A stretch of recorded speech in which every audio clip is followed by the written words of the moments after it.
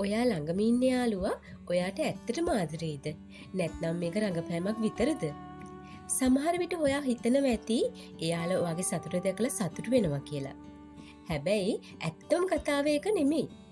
මිනිස්සුන්ට පුළුවන් තමන්ගේ තරහ, කුහකකම ආදරේ පිටිපස්සේ හංගන්න. හැමෝම ඔයා වැටෙනකම් බලන් ඉන්නේ නැහැ. සමහරු බලන් ඉන්නේ ඔයා වැටෙන්නේ කවදද කියලා දැනගන්න විතරයි. ලොකුම ප්‍රශ්නේ තියෙන්නේ මෙතන.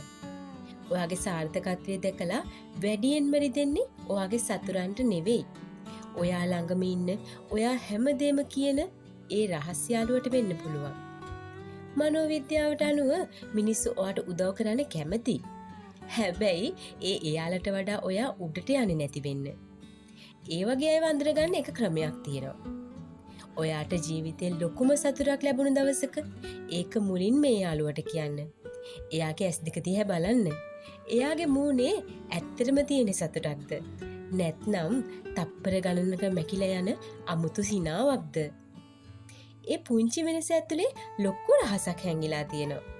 හිතන්න, ඔයා වට කරගෙන ඉන්න මිනිස්සු ඇත්තටම ඔයාගේ පිරිවරද? නැත්නම් ඔයාව විනාශ කරන්න බලන් ඉන්න පිරිසක්ද?